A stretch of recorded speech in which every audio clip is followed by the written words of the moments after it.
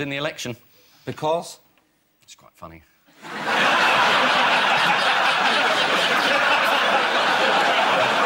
I was expecting a bit more than that, wasn't you? Ladies and gentlemen, the great thing about losing my seat is I can actually take a fee for this now instead of getting this kind of abuse for nothing.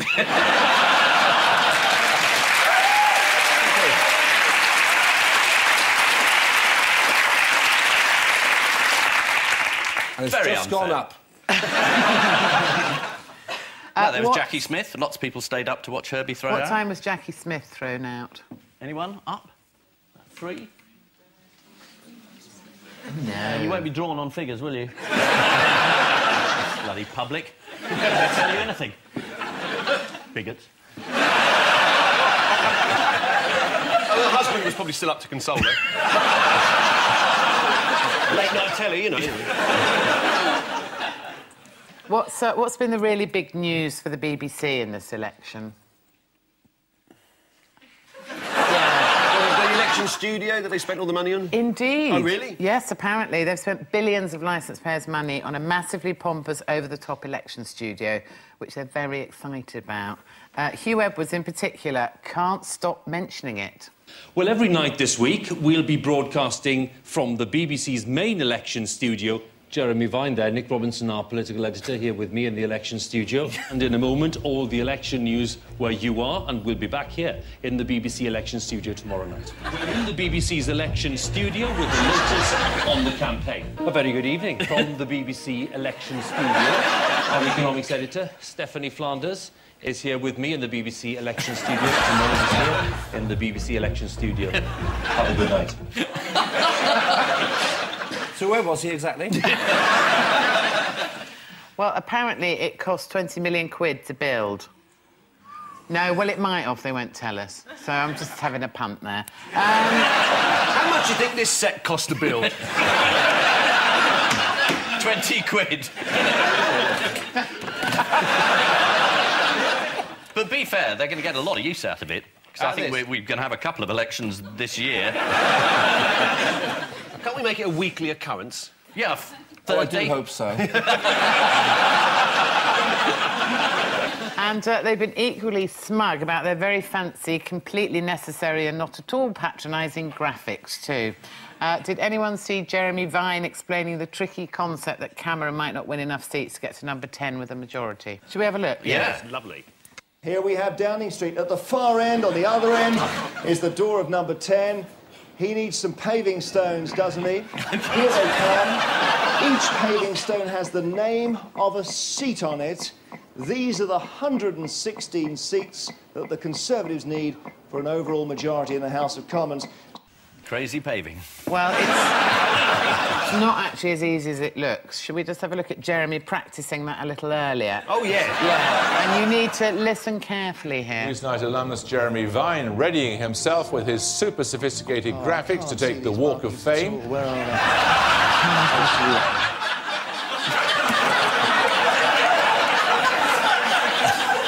Yes, the results are in and the people have spoken. The final result is still up in the air, unlike UKIP's plane.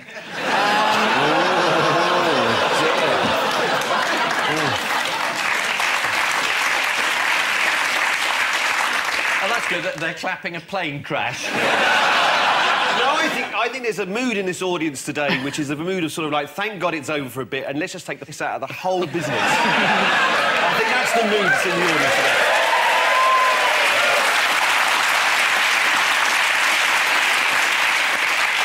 So you're very lucky you haven't come to see the Antiques Roadshow. I think they're feeling punitive. Plane crash. Lembit loses job. Economy goes down the toilet.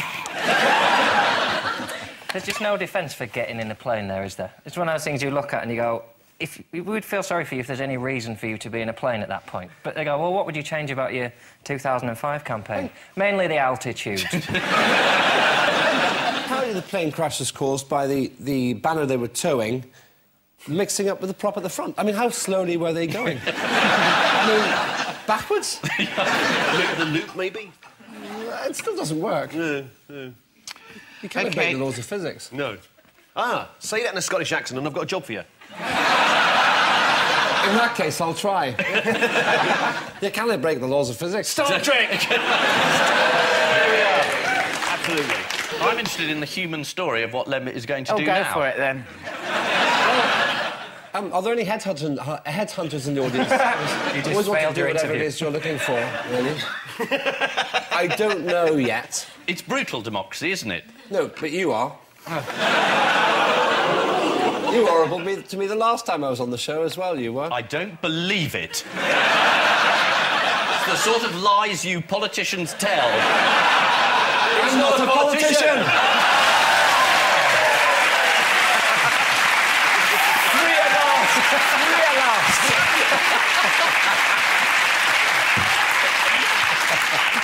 That's probably the best response you've ever had. And I'm crying inside. Yes, of course. Of course.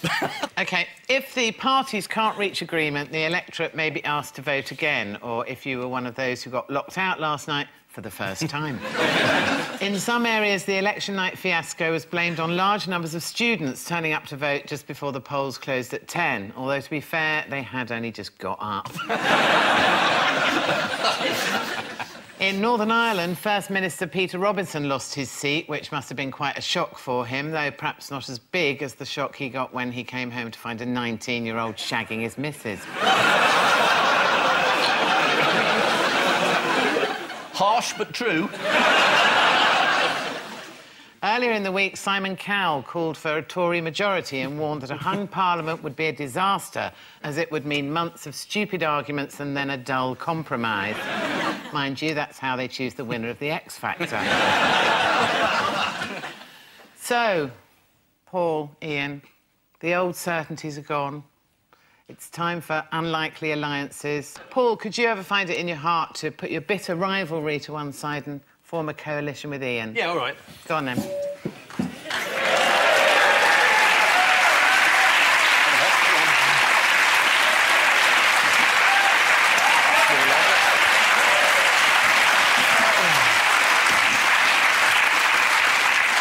I've got a feeling you're going to win this week.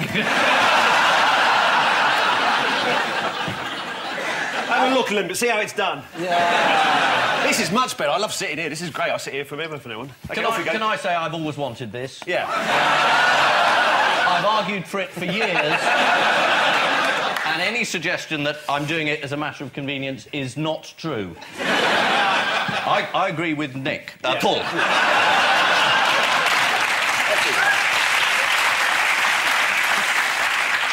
Do you want to do a rabble-rousing speech on behalf of our coalition? I think what we offer is not them, basically. People are sick of you coming on here, making fun of the contestants, you know? Just because I'm having a bit of a hard time at the moment, lend us the price of a cup of tea, I'll give it back to you next week. I don't mean nothing, Governor. I've got me harmonica and can play that for you if you want. And I have. No, I have. Gotta find some change. I have. Are we witnessing a mental breakdown? You do the singing and I'll do the playing.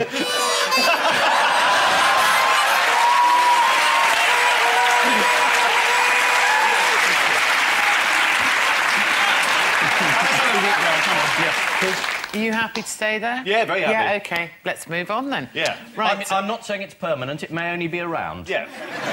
We will let the public decide. Or it may be... Don't do that. Forever. To be naked.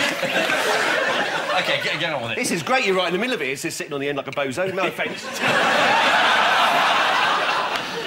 John and Lembit, let's see how we got here. David Cameron. Fish and chips. A person. Someone. We are Nick good Clegg. together. Yeah. Oh, a man complaining about nuclear power, was it? Yeah, nuclear power he was complaining about. A woman? No, not a woman. It was Duffy. And this was a happier time for me. And a very happy time for him, because he practised that smile probably all his life. Just for that screensaver moment. The bitterness is just oozing out of the man. You'd be bitter if you were me. Yeah, I would. But I'm not, so I'm not. You've got a feel for Gordon Brown. I mean, all he did was get into a car while mic'd for sound after having spoken to one of his loyal supporters and called her a bigoted woman. I mean, who at some point in their lives hasn't done that when they're Prime Minister? There's no way during this campaign David Cameron hasn't got in his car after a meet and greet and gone, what a dickhead. See, I mean, you know... Yeah, but he didn't get caught doing it, so the word dickhead tends to apply to the Prime Minister. They spent 40 minutes in her house saying sorry. That's a long apology. Yeah, and she didn't vote for him anyway. Suggesting there was something else going on? Maybe it was all a bit of a plan on his part. Call her a bigot. Pop back later. Sorry about that. Then comes out grinning. That's the way I read the situation politically. You should really write porn. Too busy living it, mate.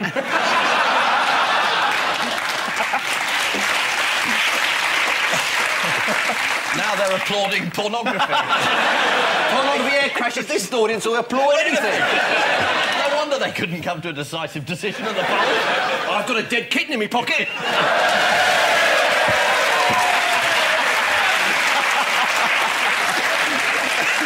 Thank you, that was great.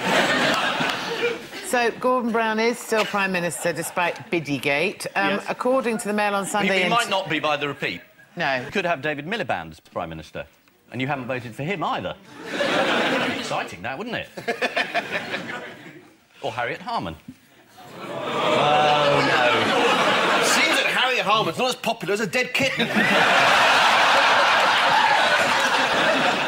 What, according to the Mail on Sunday interview, went on when Gordon was inside Gillian Duffy's house? I think Paul's just told us. It is not quite accurate. It is. Well, she said I couldn't offer him a cup of tea because I had no milk. Yeah. I had a bottle of whiskey, but I thought, I'm not opening that for him. Made for each other, really. And she eventually escaped to Canada on a plane, but who went with her? The pilot? No, luckily for her, she had a friendly 3 a.m. girl from the Mirror stalking her. Danielle Lawler was there to bag this particular scoop. Tucking into beef stew with boiled potatoes and peas in economy class, Mrs. Duffy said, this is the worst week of my life. I didn't ask for it. I assume she'd tick the veggie option, but I don't know. After the gaffe, what did Gordon do, according to The Sun? Well, he had his head in his hands, didn't he, in a studio. He couldn't believe he'd been that stupid. Well, apparently he went on an unplanned walkabout of Manchester Station. Yeah, we've all been that pissed a few times. I saw a great woman interviewed on the news, actually, when, during the campaign, and they said, who are you going to vote for? And she goes, oh, I don't really know yet, but is it a Labour government we've got in at the moment? I once saw 2 women in W.H. Smith's pointing at a book called The History of the 20th Century. Big, thick book. And one woman sort of nervously pointed to it and said, don't get that. It's about everything. And do you know what went wrong with Labour's relaunch after Biddygate? Oh, there was actually a car crash. Yeah. There was. A metaphor became life. Seeing as this Your audience campaign... likes a crash, yeah. Shall we have a look at it? You'll love this.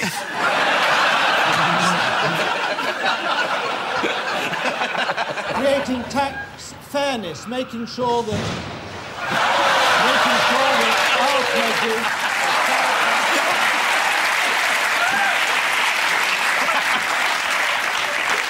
It's actually alleged by the driver that he was bumped by the occupants of a rubbish truck shouting abuse from an adjacent roundabout. We've actually got his actual drawing of the accident from his insurance claim.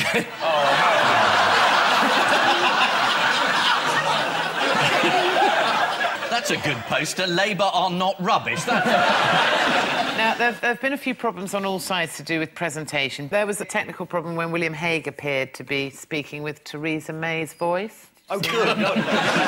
love a ventriloquist act. Sticky moment, perhaps, on inheritance tax cut for the rich. This isn't about fairness. No, David Cameron was very strong on substance, very strong on leadership.